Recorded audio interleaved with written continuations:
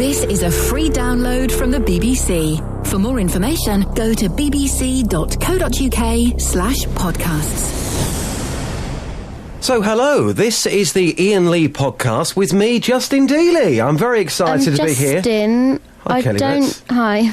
I don't think you should do the podcast. Why?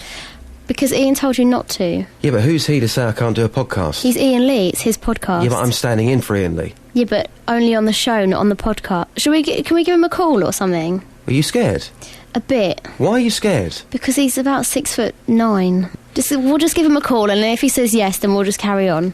If I must. Your call has been forwarded to the T-Mobile voicemail. Should we leave him a message? 0. Yeah. At the tone, please record your message. When you have finished, you may hang up, or press 1 to change your message. You can talk. Me? Yeah, you. Hi Iain, it's Kelly and Justin from Three Counties Radio, the place where you work. I hope you're having a lovely holiday, drinking milkshakes and stuff. Just wondering, can Justin do the podcast this week? He really wants to, for some reason. If you can give us a call back, that would be lovely. You have our number. Thanks. Bye. Is that hung up? Well, until he comes back, I'm going to move on. Okay. To be fair, I have been asking our listeners about this and whether I should be doing the podcast, and we've had an overwhelming response. This is what they had to say. Well, I won't listen because I never use the computer. Do you think that we should do the podcast? Yes, I do. You do? You should do it. I can't get it because I haven't got a computer, but yes, you should do it, definitely. What if he comes after me, though, Shirley? Surely you're capable of standing up to him? I know, but he's bigger than me. He's about, 6'6", and he wears these check shirts, which are very scary. It's like something out of a horror film, Shirley. Oh, Justin, come on. You can give him as good as he gives you. Yeah, can we have a yes or no, Matt? Is that a yes? No. Oh, OK. Thanks, Matt. Take care. Cheers. For now. You see, Kelly, people, they want this podcast from me, Justin Dealey. It's true, that is a huge response you got. Exactly. Now, on my first day of standing in for Iain Lee, I came into the office with a spring in my step because the news was that Bros were getting back together. Catherine, are you excited like me about the news that Bros are getting back together? No. I didn't like them. Whoa. I was more of an aha girl. Listen, forget aha. What is wrong with Bros? Three good-looking I found guys them making... creepy. They make quality records? I found them creepy. I didn't like the beer bottle thing. Oh, I love the beer bottle thing. No. Oh. No, not my thing. You're on your own. Well, why are you like this today? It's your birthday. You should be excited. And I'm at work. OK. Well, go home then. Catherine on the news. More to come from Catherine later on. Yeah, Bros are getting back together. We're about to play a Bros record, but this is what happened when I broke the news to people on Friday in Beds, Hearts and Bucks. Some people very excited, some people a bit like Catherine. They didn't really care. Afternoon, sir. From the BBC, I've got some wonderful news, getting people's reaction. You know, Bros, they're getting back together. They've announced that now is the time to get back. Are you excited? Nope. Bros are getting back together. Who? Bros. Who's Bros? Yay, that's nice. Were you a big fan back in the day? A little bit, yeah. Yeah, when I was young. Have you heard about the exciting news today? No. Bros are getting back together. Yeah. How do you feel about that? No, I'm not interested in them. You don't like Bros? No. What, I Owe You Nothing? The legendary album Push? No. I've never heard of them. You've never heard of Bros? No. Really? Yeah, really. What sort of music are you into? Dance music, really, yeah. Scrap the dance music. Bros are getting back together. This is massive. I'm sure it is, but I've never heard of them, so I wouldn't know where to start. All right, mate, thanks for your time. All right, sorry, mate. Afternoon, sir. So you got your milk there from the BBC. I've got some wonderful news for you. Bros have just announced they're reforming. How excited are you? Good to see you. When will I be famous? Yes, you're working for BBC. Yeah. So what's happening? Well, Bros have reformed, that's what's happening. So they're going to be big, is it? Oh, they're going to be big. Is it? You going to go to their concert? Probably, yeah. Across Beds, Hearts and Bucks. This is BBC Three Counties Radio. Now, over the last few weeks, I've been doing some online poetry to try and up my game. So I tried some of my new poems on the resident posh presenter, Jonathan Vernon Smith. Don't just sit there. Grab your picnic blanket and tell everybody. Help share the love. If you love radio, go digital. For more information on switching to digital radio and on coverage in your area, search online for BBC Digital Radio. Hey, let's share the love. At 9 o'clock today, Jonathan Vernon Smith is going to be here. Good morning, JVS. Hello, lovely listener. Should us talk like that for the two-way? What do you reckon? I think that might get a little irritating. What's on the phone in today? Can we do that? I think that's quite a good one. I think after about 20 seconds, everyone would tire of it. You reckon? Yes, and they'd turn you off, and we don't want that. No. I'm used to turning people on. So, on the email here, I've got some thoughts coming through, but what I'm going to do, I'm actually going to try something on you right now, because I've been doing some online poetry this week. What? Yeah, online poetry. To try and calm me. Oh, my God. Do I want to be involved in this particular segment? Yes, I've got one about Nick Coffer. You ready for this? Nick Coffer, who's here today from... is it midday starts? It is midday. Nick Coffer does the afternoon show. He's been seen wearing a dicky bow. His trousers are so cool and a little low. I love his prog. It's better than a dog. All the ladies want to give him a snog. Did you wrote that, did you? Yes, I did. Oh, it's beautiful. I've got one about you. I've done them in order here of my favourite presenters. Right. What have we got? Chetan Partak, Roberto Peroni, Jerry Byrne, Iain Lee, David Prever. Oh, here you are, mate. You're in 12th. Right. I'll work in progress for your one. JV Smith has a small quiff. That's as far as I've got. Okay. Well, that's very good. That's beautiful. That's great, isn't it? For beds, hearts and bucks. This is BBC Three Counties Radio. Catherine Boyle, the cheeky Catherine Boyle. She is Iain Lee's 9th favourite newsreader at the radio station. For me personally, she's my 5th. Well, Catherine celebrated her 54th birthday in the last 2 weeks. Bless her. I'm standing in for Iain Lee, and Sophie Scenaria is standing in for me as the reporter on the programme. She is desperate to convince the management that she's a better reporter than me. Just a bit too desperate. Day one of your audition, how's it gone for you? Do you think you've done a good job? Well, definitely, and I'm going to prove it now. You said it was Catherine Boyle's birthday today. Yeah. You told me to find somebody to sing a happy birthday. Well, this has got to be quick, but yes. Hi, Diane. Let's do it. Very quickly. Yes. Sing a happy birthday. Happy birthday to you. Happy birthday to you. Happy birthday, dear Catherine.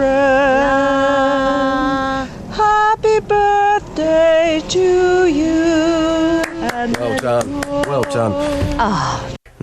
Sometimes people just try too hard, don't they? On FM, AM, online and digital radio. This is BBC Three Counties Radio. This is the Iain Lee podcast with me, Justin Dealey. Now, last week when I came into work, I was very, very angry because the town where I live, Hemel Hempstead, was voted as the UK's ugliest town. It's not, is it, Kelly?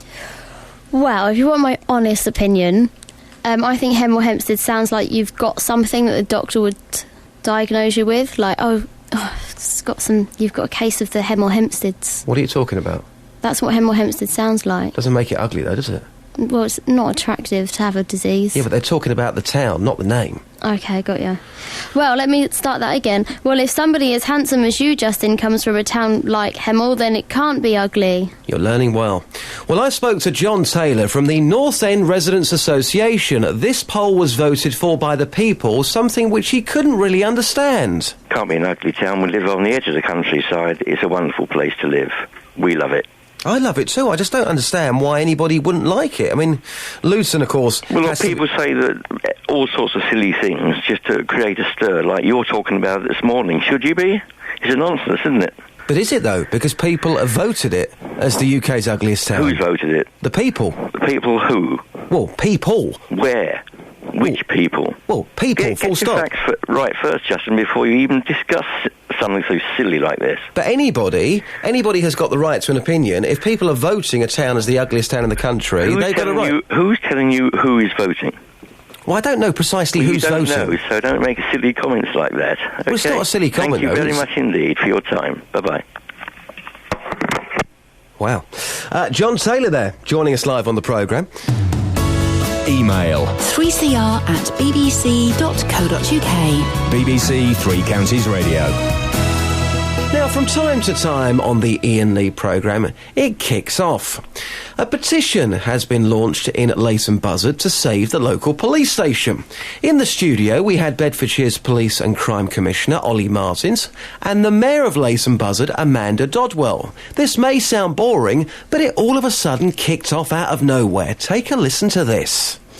Well, what my survey is about asking people how do they want to access the police service, and there will be a police footprint in Leighton Buzzard. Will it be the old costly Victorian police station that we've got at the moment? Probably not, but there will be a police footprint in Leighton Buzzard. A police footprint. Amanda, final word from yourself? Yeah, we need to know as a town exactly what you're offering us. Crime has actually gone up in the last year in Leighton Buzzard. We have a low crime rate. Burglary has gone up by 160%. Yes, but it went up and down if you compare before these changes, and it continues to go up and down. Can I finish speaking? If you compare April to June last year against April to June this year, burglary has gone up by 160%. Crime has also gone up by 15.2%. Of a very small amount. That is very dodgy statistical analysis, Amanda. No, are you not taking the concerns of people whose homes have been burgled? I'm sure that they are very concerned about crime in Leighton Buzzard. The burglary rate across the last 5 years, actually the highest rate was in December 2009, when there were a couple of months where there were 37 burglaries a month, right? Yeah, you and cannot, during that period, you cannot dispute that in the last 12 months, burglary has climbed in Leighton when you Buzzard. Had police officers being deployed out of Leighton Buzzard, and you still had a burglary rate like that. Right. So actually, having a police station, if a police station was what fought crime, we would be sitting in a low crime area. We're right next door to Luton Police Station, right. But actually having a police station doesn't make that amount of difference. It's not bricks and mortar that catch criminals, it's police officers, and that's what I'm going to deliver. I totally agree, and I want police officers actually based in the town with local knowledge, not people that are coming out of Luton. I want people that the town know and that faces that are familiar for them to approach. Well, give me a bottomless pit of cash and I'll be happy to deliver that. We have to work under. Yeah, I totally accept the budgetary constraints, but Luton and Bedford are not the only towns in the district. There's the whole of central Bedfordshire, and Leighton Buzzard is the third largest town. I gave my oath of office and I committed to be a police commissioner for the whole county, and that's what I intend to deliver. We've heard both sides. We're slightly late for the news. Thank you so much for coming in. This debate will go on in the corridor, I'm sure. And yes, it did carry on, not in the corridor, but in the car park. Should we try Iain again? No. This week on the programme, we discuss the church bells in Ashwell in Hertfordshire. Some people have complained about the noise, and they could be silenced forever.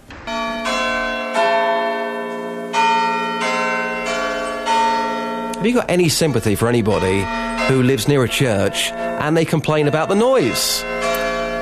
Just before the travel news, Andy is in Berkhamsted talking about this. Good morning, Andy. Good morning, Justin. Welcome to the programme. What would you like to say, Andy? Well, I think it's absolutely ridiculous. I drive into London every day and I see houses on the North Circular, and these people don't complain about the noise of the road. They know when they bought the house, they knew the road was there. There's nothing they can do about it. I mean, I can hear the church bells in Berkhamsted, and I think it's wonderful. It's a wonderful, small town kind of feeling. I mean, these are the sort of people that have moved to the countryside and complain about the birds. I mean, what sort of person do you think is complaining about the church bells? How would you describe that sort of person, Andy? The person that has nothing else to do with their time. So you think they should maybe get a life and move on? Yeah, I think they should, but in their defence, the only thing I can say is maybe every quarter hour is a bit too much. Maybe it should be every half hour. But even so, you've got to remember that the chimes are there to provide a service. Well, the thing is that these people that have moved there, they know there's a church there, don't they? They know there's a church there. As your previous caller said, it's been there since the 14th century. Yeah, I know. It's not like it's a new addition to the landscape, is it? Across beds, hearts and bucks. This is BBC Three Counties Radio. This is the Iain Lee podcast with me, Justin Dealey. I really think we should give him a call. Why? Because I don't think... Stop moaning. Can we just get on with a podcast? Yeah, but I don't think we should do it without his permission. But why? Because it's his podcast. Just give him another call. I thought I was your favourite. You're my favourite Justin, but you're not my favourite Iain. Just give him one more call. Your call has been forwarded to the T-Mobile voicemail service. Please record your message. When you have finished, you may hang up or press 1 to change your message. I'll do the talking. Ian, this is Justin. Just to let you know, I've grown some. I'm doing your podcast. Deal with it, all right? Bye.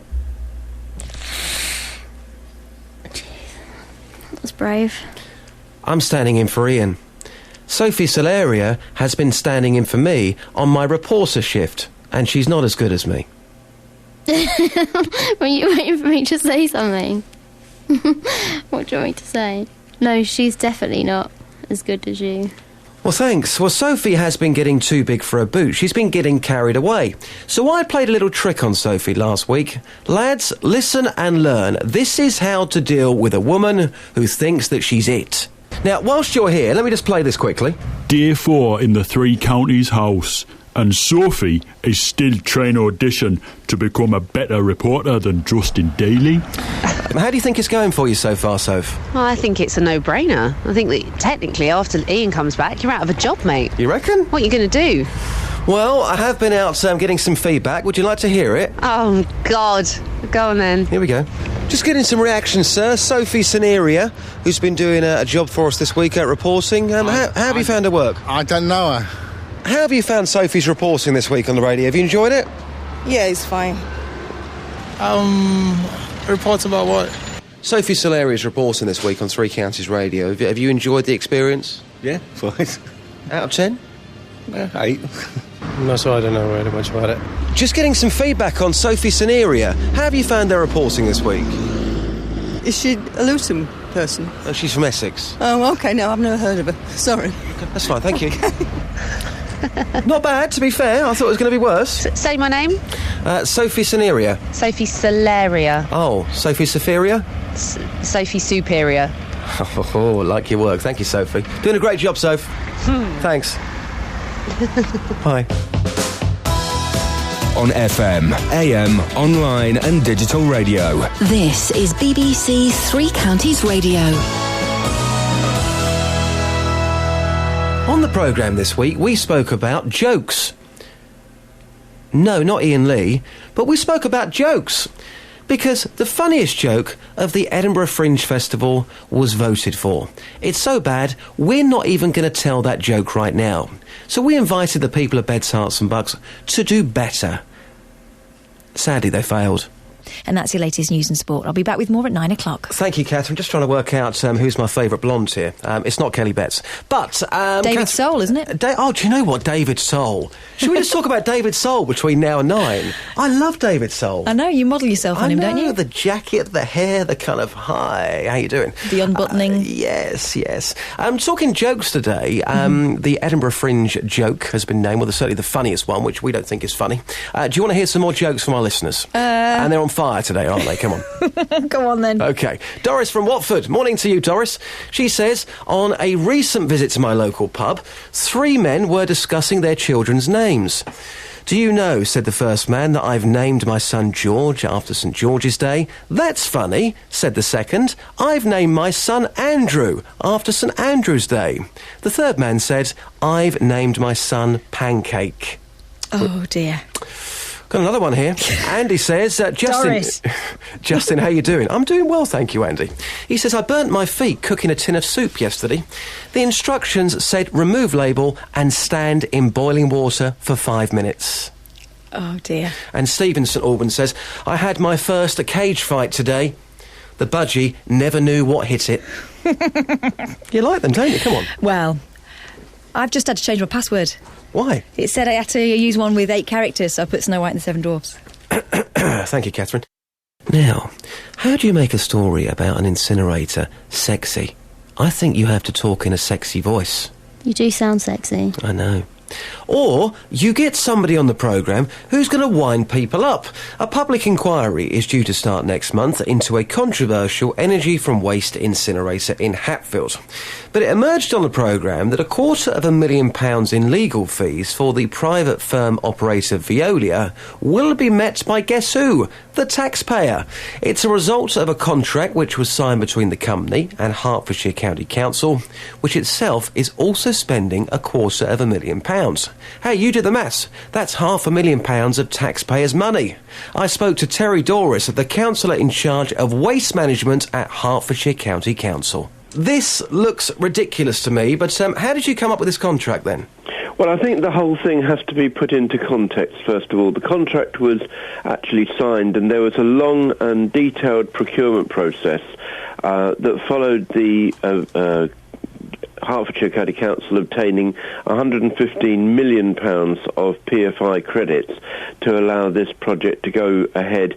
And as a result of, or as an being able to obtain that credit, there had to be a reference site. Now, it was up to the bidders, whoever they may have been, to choose either that reference site or an alternative reference site. That's the first thing to say. Right. The next thing to say is that I'm afraid that the press release that has prompted this news item put out by the Liberal Democrats has been, sort of, if you like, economical with the truth, insofar as they are saying that we are meeting, our Hertfordshire County Council is meeting any legal fees incurred by Veolia.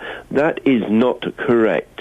It is quite common in a contract of this size and this complexity for the client, which would be Hertfordshire County Council, to meet the excess over a capped figure, which I'm afraid is subject to commercial confidentiality, a capped figure of the applicant, or one of the applicants, which is Veolia in this instance. And the excess figure that we believe it will be at the present time is about £250,000. So you are paying £250,000. That sounded like jargon to me, Terry. We have the potential to pay up to £250,000, but that is a small amount compared with what Veolia are actually putting in themselves in their costs. Terry, let me just look at Veolia, okay? As a company, they make millions of pounds. Is that correct? I think it probably is. Well, you're working with them, is that correct? I haven't looked at their accounts lately. OK, so let's just presume they are. According to my research, they are. Yeah. Now, if they are to get this contract, again, they're going to make an awful amount of money. Why is the taxpayer paying for that company when they can pay for it themselves? I just don't understand why they are paying for it and not themselves. They are paying for the vast amount of the cost of But you're still saying it's going to be up to £250,000 of taxpayers' money spent on behalf of Veolia. That's what you said. Yeah, and if they were to actually pay more than that, and this is not an unusual, and I have to repeat, this is not an unusual set of circumstances. It's risk and reward. If they were to pay a greater amount, then the cost of actually having our rubbish and our waste going into it, and the gate fees that they would charge Hertfordshire County Council would increase, and therefore it would not be as beneficial. Over the 25 years, it needs to be recognised that Hertfordshire County Council and the residents of Hertfordshire, which includes Paul Zakalski, are going to save something in the order of £670 million that all sounds costs. Great. It all sounds great, Terry, but I've got to be honest with you. I'm looking at this and I think this is totally wrong. Have you seen the state of the roads in Hertfordshire? Surely you could spend the money on that as opposed to giving it to another company. You and I have talked about roads off air before now, I know. They're a state, Terry. They are a lot better than other places, and let's maybe concentrate on this matter in hand. Well, why don't you concentrate? Why don't you concentrate on saying to Veolia, I tell you what, you pay your legal fees, you want this as much as us, and we'll spend that £250,000 on the roads. Why can't you go and do that? We need to be very clear that when the planning permission was granted by Hertfordshire County Council, we had to advise the Secretary of State of this planning application. It was the Secretary of State who actually called it in for a public inquiry, and I think it's probably fair to say that he was lobbied quite severely and quite heavily by a number of parties, and Paul Zakalski recognised this in your earlier interview, that it was the lobbying parties that persuaded the Secretary of State to call it in, and if it hadn't have been called in, A, the project would have moved forward, and B, we wouldn't have had the costs of the public inquiry. Are you honestly happy with this arrangement? And be honest, do you honestly think this is fair on the people of Hertfordshire? Yes, I do. I think it is a cost that has to be borne. I think the ultimate benefits to Hertfordshire in saving costs. Another statistic for you. In 2007, the landfill tax was £24 a tonne. In April 2014, the landfill tax will rise to £80 per tonne. And these are the things that we have to actually guard against, and we have to protect the future I know what you're saying. generations. I know what you're saying. I don't think anybody I've spoken to in Hatfield has said, we're actually against the incinerator, full stop. They're saying that the area's wrong, but you're effectively giving money away. If I was Veolia, Terry, I would be sitting there right now on a beach somewhere with a glass of champagne thinking, this is great, because the taxpayer is paying our bill. The cost to Veolia, we are not lining Veolia's pocket. But you just said it's up to £250,000. That's outrageous. It is part of the contract that is written. It is Rip it up. You cannot. If we were to rip up the contract, Justin, if we were to rip up the contract now, we would be into Veolia for huge amounts of. Well, what idiot put it damages. together then, Terry? Because what idiot put this together? There's no idiot put it together. This is a standard, I have to repeat, this is a standard contractual type of document that was put together around about 2008 or 9, To give money away. No, we are not giving money away. We are not giving money away. We are meeting the costs. And also, let's be quite clear, in a spirit of openness, the public inquiry, which is set to last for 6 weeks or thereabouts, and which we will be represented at that public inquiry, but also Hertfordshire County Council has to actually pay for the facilities and the administration of the public inquiry. That's also costing us money. So, and all of this is in the public domain because my colleague Derek Ashley actually wrote to the Lib Dems and Paul Zakowski at the end of July, setting out what those costs were. And the public inquiry costs come from a reserve that we have in place to meet the cost of public inquiries. Okay. And I'm sorry if you think it's an outrageous waste of money. I do not agree with you, and I think that going forward we will see when, assuming that this is built, and it is not a foregone conclusion because the Secretary of State may not approve it, but what do we do if a situation like this is not built? We have to find an alternative way of disposing of our waste. Wow, what an interesting interview that was. Kelly, do you want to hear me flirt with JVS? Always. Of course you do. On BBC Three Counties Radio. Nick Offer. Where's dodgy shirts? JVS, good morning. You can talk today. What is this you're wearing? Behave yourself. Is this a blouse? I'm gonna strip. Can we get some music for this, actually? Hold on a second. God. How was your night last night, by the way? My night was very good. What are you doing, Justin? I'm feeling slightly concerned. Get some music. You talking? He's standing up, ladies and gentlemen, in the studio. Why are you having a go at my dress sense? Looking for something on the computer. There we go. Oh, no.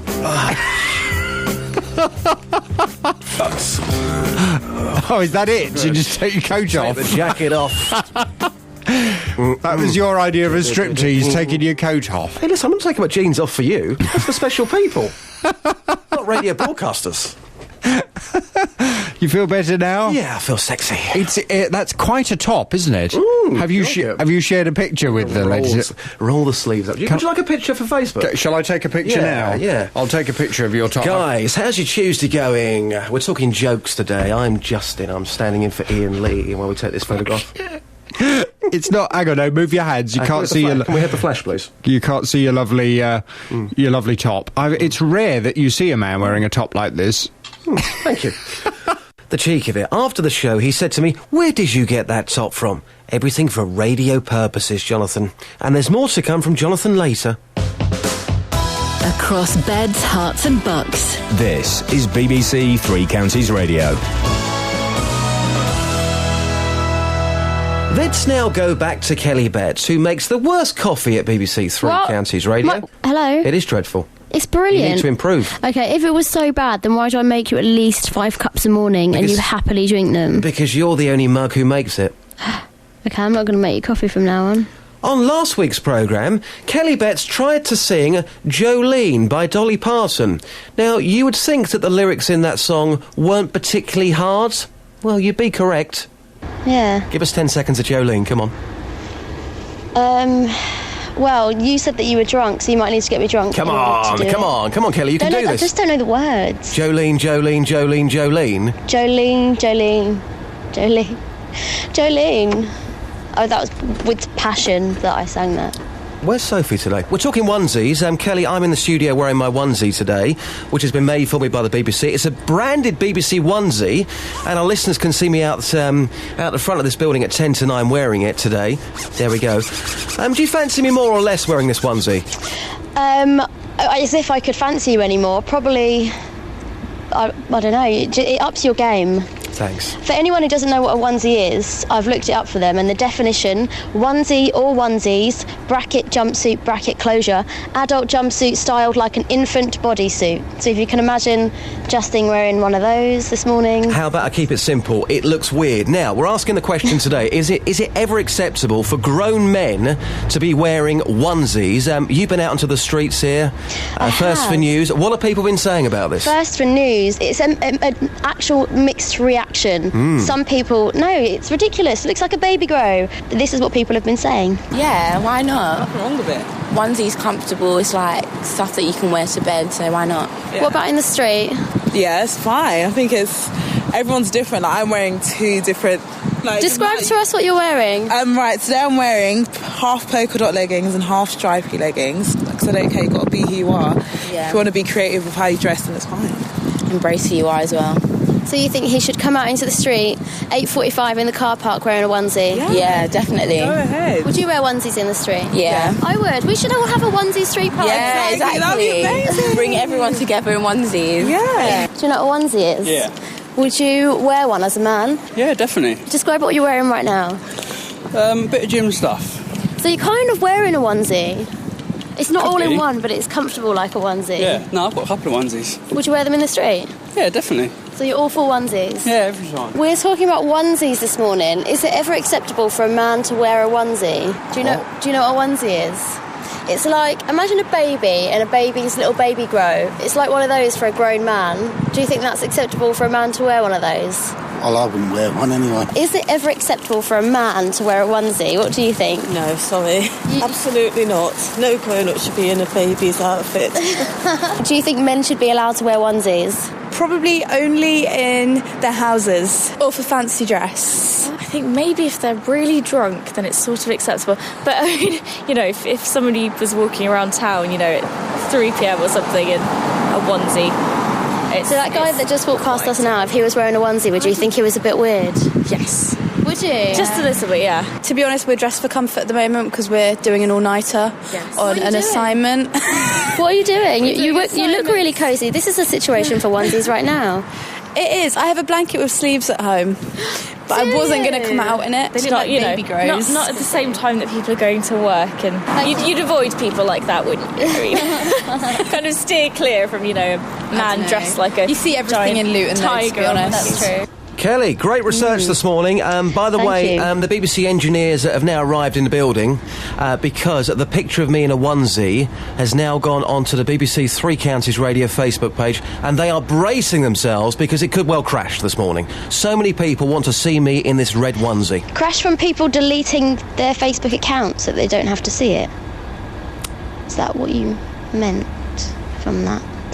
Thanks, Kelly. Thanks. Bye. Bye, yeah. Kelly Betts, our reporter, on the streets this morning. This is a free download from the BBC. For more information, go to bbc.co.uk/podcasts. OK, Kelly, would you like to apologise for your attitude this week? For what? Well, it hasn't been great, has it?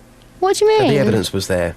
I thought No effort to sing Jolene for us. I tried really hard this week. OK, try again now. Make up for it. What? This is your chance. This is the Iain Lee podcast. Okay. This is big. All right, I'm going to sing. Then can you put in Dolly Parton's Jolene? Yeah, just sing Jolene for us, yeah? No, but can you put it in so it sounds like I'm singing it? Just sing Jolene. I'm not going to do it. Just sing Jolene. Just put it in put in a bit of Dolly where it sounds like it's me. Yeah, I'll do that later. Can you sing it first? and then you put it in there. Okay, can you just sing it now for me? No, I'm not going to sing Please, it. just sing it now. Just put Dolly Parton Just on it sing and pretend Jolene. it's me. Just sing Jolene. No. Please. No. Do it for Ian. No. I'm going to text Ian because I'm going to get him. I want him to let us know whether we can do the podcast or not. Oh, we've been through all this. Hold on, 10. We've been through all this. Phone on you. We're doing the podcast now. Yeah, but I just feel bad if we Until he just do says, don't do it, I'm going to carry on. I'll just text him to turn his phone on. Oh, actually, he won't get it because his phone's off. Let's move on with the podcast. As you heard, I was wearing a branded BBC onesie. I spoke to Dave in Lewisham. He also owns a onesie, but his is, quite frankly, weird. It's bright red, it's branded up with the BBC on it, Dave. Is it ever acceptable for men to wear onesies, Dave? Well, my wife and my sister-in-law bought me one. And it looks like a monkey suit. If I put this thing on, it's got a tail at the back and a hood. If I pull the hood down, it's got a monkey head on it. Oh, this sounds a bit weird, Dave, to be quite honest with you. I think maybe you should be in the zoo and not in Lewisham. Go to Whipsnade or something, Dave. They'd love you up there. Yeah. You could be a tourist attraction. It looks, most probably I could. It looks really funny. They could feed me bananas, couldn't they? They could. Oh, dear. I mean, Dave, I'll be honest with you. I feel like a bit of a prat this morning. More of a prat than normal, wearing this onesie. When you wear your onesie, do you feel a bit stupid? I only put it on as a joke, really. When I'm out with my fair organ, sometimes I put it on and people have a laugh, yeah. Especially with a tail on there as well. I think you're kind of pushing it there. As well, yeah. That's what it is, yeah. I've got to make sure I put it the right way round, don't I? I mean, do you think we are the only two Muppets in Beds, Hearts and Bucks who own a onesie when it comes to men? Do you think other men are going to phone in today and say, I also own a onesie? Oh, I doubt it very much. Yeah. Let's see how we get on, Dave. It's great to talk to you. Have a good weekend. That was Dave. He's just weird. And this is Jilly. Jilly, just lastly, going on to something different here. I'm wearing a onesie this morning. Is it ever acceptable for men, grown, handsome men like me, to be wearing a onesie? What do you think, Jilly? We manufacture them, so grown, ugly men, it's acceptable as well. Grown, ugly men? What are you saying, Jilly? Well, in case you're ugly and you just think you're handsome. Oh. Thanks, Jilly. Okay. Bye. Bye. Jilly. In Kensworth. For Beds, Hearts and Bucks. This is BBC Three Counties Radio. Uh-oh. You don't know you're beautiful. Thanks, Joss. No, it's not about you. Oh. Just a One Direction song. Oh. This week, 70,000 Muppets, 70,000 people, went to London to see the One Direction film premiere. We asked on the programme, who did you scream for in your teens? And this is when we spoke to Linda. The Osmonds. Oh, the Osmonds. If One Direction are around in 50 years' time, it would be interesting if the fans are still doing it. But the Osmonds are, and I am, and I scream even louder at 52 than I did when I was 13 when I first saw them. Linda, tell me what it is about the Osmonds that just gets you going, it gets you excited. Just lovely. They're lovely people. They're the original boy band. They could dance, they play every instrument, the harmonies, and, of course, Donny was gorgeous. I was going to marry him when I was 14. Well, sadly it didn't happen, but there's always time, Linda. There's still time. Yeah. Well, I got a hug in 2008. Oh, right, you actually met them. So how did that happen then? I did. I paid for a meet and greet at the last of their 50th anniversary tour in London at the O2. I'm dreading to ask this question, but I'm going to. How much did you pay to meet the Osmonds, Linda? £248, but I would have paid treble. It was worth every penny. And how long did this meeting go on for? Well, you work the line and the meet and greet, so you're holding each of their hands and they're talking to you, looking you in the eye, and then you're sitting there just feet from them when they're doing their rehearsals. It was just fantastic. I've always been fascinated by psychology. And do you know what, Linda? When you came on this programme, your voice has completely changed now. At the beginning it was, oh, hi, Justin, yeah. And now about the Osmonds, yes, I was there. I touched their hands. I would pay treble. Oh, Donny with those beautiful white teeth. Everything's changing. You're going back to when you were 16 years old again, aren't you? Yeah, but it's even better when you're older. And they're older. You actually listen to them, and I stood so close to the stage I could touch their feet. when I saw them in 1975 at 13, they were just a little dot on the screen, or dot on the stage. I was so far away. And now it's just better. Linda, just lastly, can you give me your... and just stand back from the phone when you do this, because it is quite early in the morning. Can you give me your screen? Would you mind? Gosh, I'm in a car park. Oh, you can do it for us, Linda. Come on, No, with the hold on, BBC. I've got to close the window of my car. Yeah, Hold okay. on. Yeah, I can't do justice otherwise. We're building this up. Yeah, right, here we go. Okay, I'm ready. Was that good? Yes. This is a free download from the BBC. For more information, go to bbc.co.uk/podcasts. Now for a really exciting piece from last Tuesday. Oi, Dealey. I've heard Hello? you've been taking the mick out of me in the podcast. Oh, it's our reporter, Sophie Noteneraria. Yeah, enough of that. Why are you putting all the bad stuff in? It's the truth and nothing but the truth. It There's you isn't. with somebody singing happy birthday, there's some feedback on you, and you cheating. All of it's bad, you're slating me. You are in the podcast 3 times. You're taking the mickey. Hey, you're lucky to be in it 3 times. What about my foreign accent bit? What about that bit? It's the best bit of last week. It was funny. It was about British people pretending that they were foreign. Don't remember that piece. Play it. Play the audio. It's the best bit. What's it worth? Just play go. But why should I play it? This is my podcast. Because I'm funny. You think you're funny. Play the podcast. So what's this about Just again? play it. What's play it about? It's about the story that 17% of British people admitted to speaking English in a foreign accent because they were embarrassed that they couldn't speak the language when they got there. Oh, that feature. Okay, I'll press play. Can you speak a foreign language, madam? No, I can't, no. When you can't order something in a restaurant, what do you say? Well, you talk in English, order it in English, yeah. Do you ever put on a fake accent? Like a French one? No. Can you speak a foreign language? French, German, a little Italian, some Arabic. Meine Kuli ist kaputt. Your what's kaput, Kuli? Kuli. Kuli? Pen. Pen. That's not right, is it? No. Do you ever make up an accent just to try and fit in? Give me an accent. No. I'm going to do a French one. Français, can I have a baguette? Yeah, something like that, yeah. Foreign languages, can you speak one? I try, but then they just turn around and speak back to you in English. So. Well, give me your best line in French. Bonjour, je voudrais 2 bières, s'il vous plaît. I like the way you put your French accent on when you do that, sir. Thank you very much. It's beautiful. It's beautiful. Thank you. Don't be embarrassed. My husband's family is Italian, so it comes a bit easier for him. Can you ask for a lilo? No, not a lilo. Can you speak a foreign language? No. So, when you're on holiday, do you go abroad? I do. When you go abroad, do you get embarrassed because you can't sort of say anything? I'll say it in a foreign accent, but no foreign. So where have you been recently? I went to Ibiza. Ask for a lilo in a Spanish accent. Lilo. You actually do that? Say it in the accent. Do you get embarrassed? Very. Can you speak a foreign language? A very small amount of German, but not really. You can't, can you? No. So you thought that was funny? Yeah. It was funny, wasn't it? No. Can you go now? When's Ian back? On FM, AM, online and digital radio. This is BBC Three Counties Radio. So, what do you think breast milk and dolphin impressions have got in common?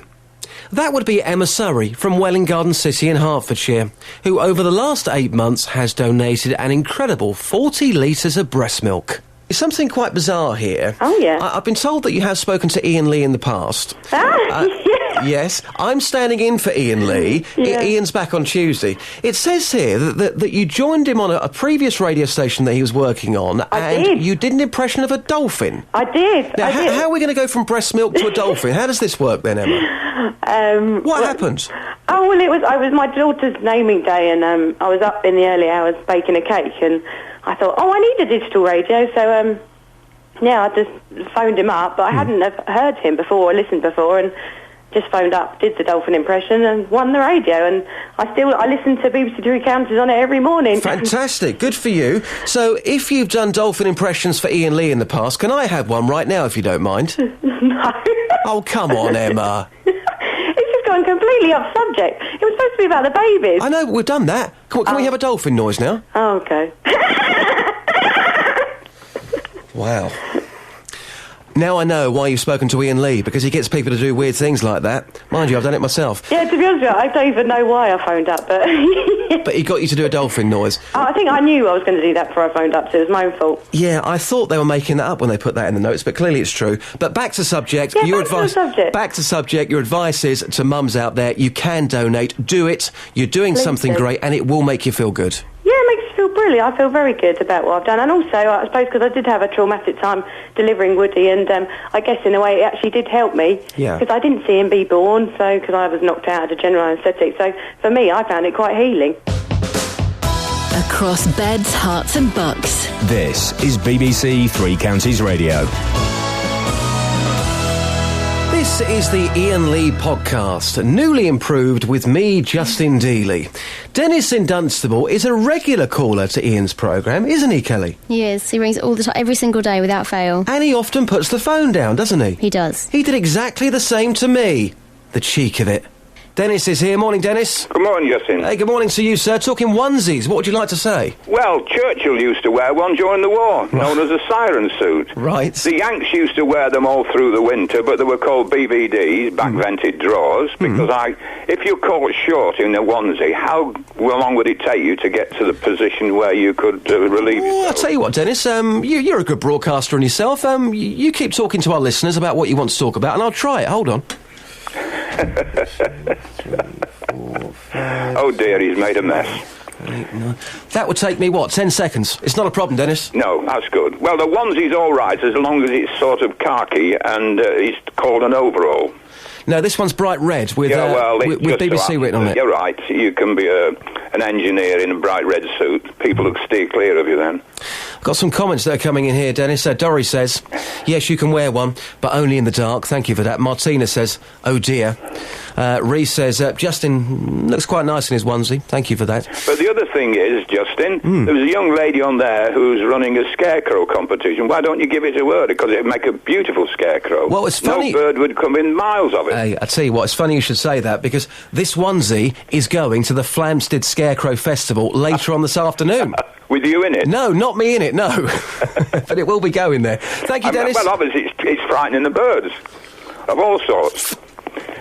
I thought we were friends.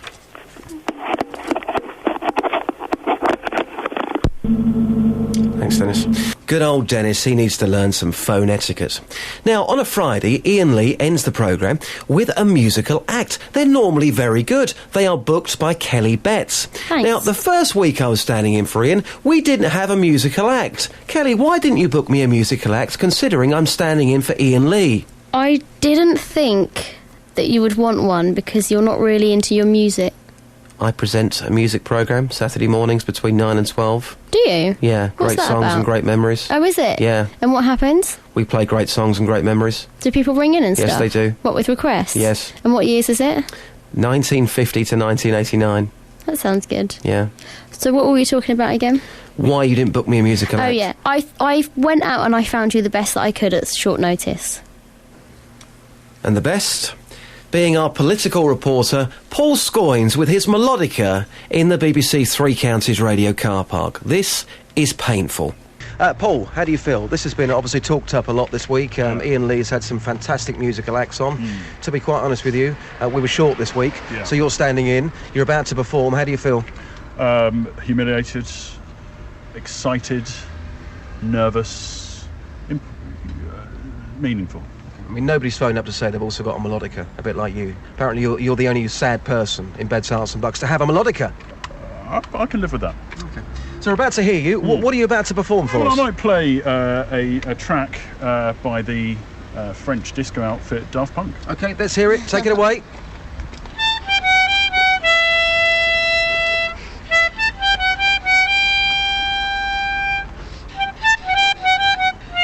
Well.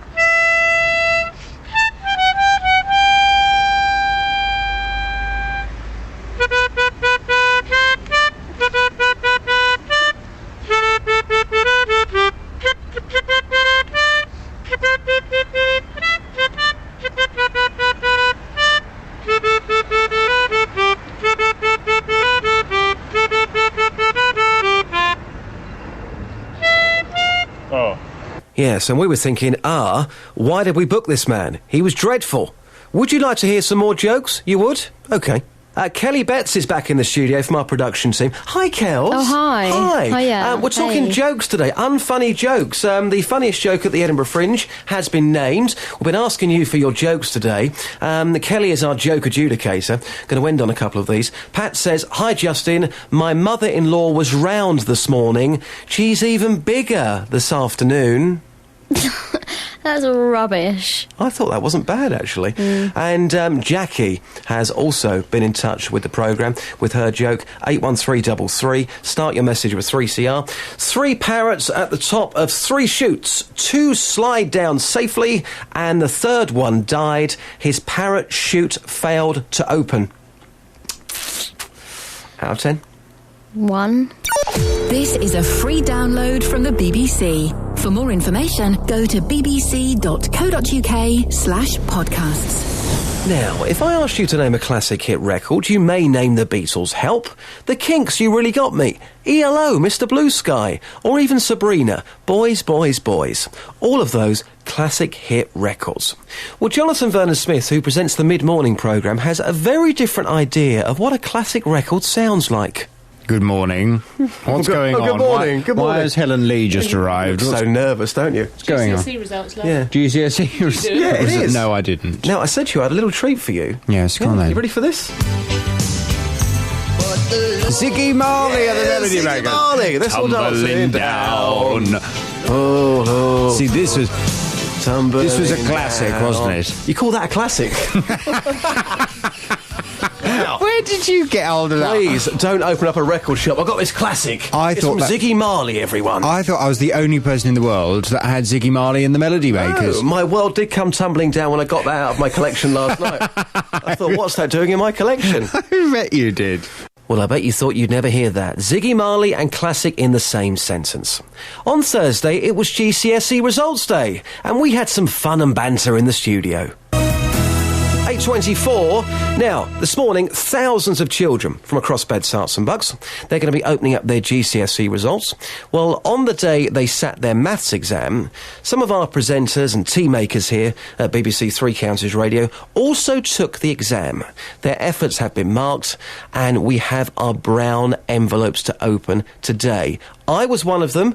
Our reporter and cheat, Sophie Solaria. She was another one. Hi, Soph. Stop it. And also in the studio is the lovely Helen Lee, who would never cheat, would you, Helen? I'd never cheat. Because you're a nice person, that's why. Yeah. I'm holding yours. Do you want it? You're eager for it. You're eager for it. Do you want it? Hand it over. In fact, shall we have a quick listen to Sophie, first of all, and how she cheated? Leave her alone. Sake. Would you be interested in hearing that? Helen, I didn't cheat. I know you're a fine, upstanding pillar of the community, He was Sophie texting me. He was texting me. My phone was downstairs During by my my computer. exam. I've got the proof. You two, get a room. Seriously. OK, maybe not. Right, so, before we open up these results, I think it's in the interest of our listeners that we play some audio here. We took the GCSE maths exam a few months ago, and I was at the front. Sophie Solaria was behind me, and this is what happened. Just take a listen to this. Well, we were told at the start of the exam that we weren't allowed to have calculators. As I look under the desk... What's this? That isn't a calculator. That's my phone that you keep texting me on. It's not a calculator. You've been rumbled. I haven't been rumbled. I haven't been rumbled. That is you texting me. Stop texting me. Show me what's under the desk now. I'm going to show you what's under the Off desk. the cheap skirt. Justin. What have you got? My phone. It's a calculator. It's not. It's a calculator. It's not a calculator. Oh my goodness. Indeed, get out of my face. Wowzers. Trying to work. We've discovered a cheat at the BBC. How does that make you feel? Justin. I'm serious. People are listening to this. Yeah, our listeners are. Yeah, you're right. I don't want people to think that I'm a cheat. I'm not. You are. Come on. I have to say that you are probably one of the most irritating people I've ever had to be in school with. Well, because I caught you. No, because you're talking to me during an exam. Because you're cheating. Sorry, Ollie. Sorry. Just admit you were cheating, and we'll draw a line under it. I'm not admitting anything. That's why I'm the top reporter at BBC Three Counties Radio, because I get stories from nowhere. OK, I think it was important to play that before we open up these results. I'm not rising to this. No? No. Where are you at the moment, by the way, Soph? I'm at the Grange School in Aylesbury. Behind me, I can see lots of anxious faces. There are real live students, by the way, that have taken their GCSEs, not just us jokers. Live students. Real live students waiting, desperate, chomping at the bit to come over and show me what they got in their results, mainly because they can't open their envelopes until I've spoken to them. How bad is that? I feel really bad about that. I think it's bad, but it's kind of good. Yeah. I like it. Let's build them up. So, OK, we took our GCSE maths exams. We heard you cheating. Guys, get the results open right now. Let's start with Helen Lee, who's a lovely person. She would never cheat. I should add, I got a C in 1995 in maths. Did you? What did I get That's this time good, round? Helen. I got... Oh, no! This is appalling. OK. What did you get? I got D, 64 out of 100. It says you had a good memory for the difficult things you learnt in school, but unfortunately made little mistakes on the basics. I'm devastated. Oh, Helen. A D? A woman of my calibre with a D in maths? I know, but you know the circumstances weren't great. We know what was going on inside that room. Should we find out how Sophie got on? Yes. Right, so I have to qualify this by saying I don't remember when I took my GCSE, but I did get a C last time. OK? Anything I get now, I want to say, is fair and square. I did get this actual result. Can we have the result, please? All right. Oh, I got a D as well. This is so distressing. 67 out of 100. So that's what, 3 more than you, Helen? Yeah. Wow. All right. So, She got still a D. She got a D even by cheating. But listen, Yeah. you were just 5 marks away from a C, the highest score you could have got on this paper. Okay, Yes, because we okay. took the foundation, we took the easy paper. Enough about you. I'm presenting this programme. Right, here's my results. High hopes, Justin. High hopes. Get a U. Go on. Say that again. Hope it's a U. It is a U. Oh, brilliant! Justin Dealey. My day. 20 out of 100. What a disgrace. I have a feeling that you gave up halfway through this paper, which in actual fact I've been saying all morning. I walked out of the exam in disgust. Have I not been saying that this morning? I think you didn't take it seriously. 20 was the problem. out of 100. That's because you were texting me. No. All the way through. It's because I walked out in protest. You're a distraction. You're a failure. What were you protesting agast? The cheating that was going on. Oh, the Yeah. the cheating. Yeah. Not that you hadn't done the work, so therefore it was distracting the everyone. cheating. It was the cheating. You finished now, Soph? I'm going to go and find some people that actually have results that are important. Anything else to add? No. OK. Helen, thanks for coming in for us. No problem. I was going to get my my personalised number plate changed to Clever Clogs 1, but I don't think I'm going to bother now. Not based on a D. Not on a D. Across beds, hearts and bucks. This is BBC Three Counties Radio. Now, lastly, on the Iain Lee podcast with me, Justin Dealey, on Friday's show, we did so... Justin, just quickly. We've got a call coming in for you. Call on line 1.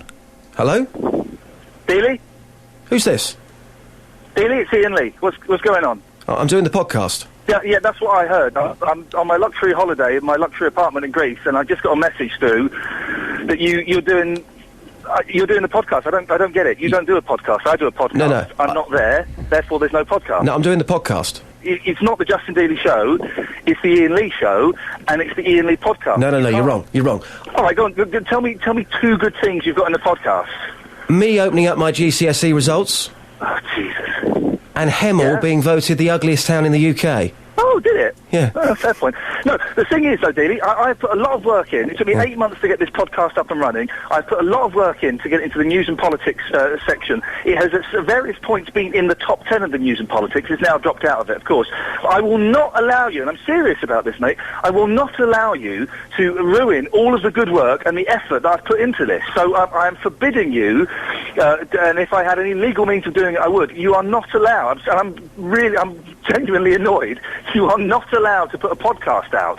Iain, it's too late. What do you mean it's too late? It's done. Oh, you're... Bye.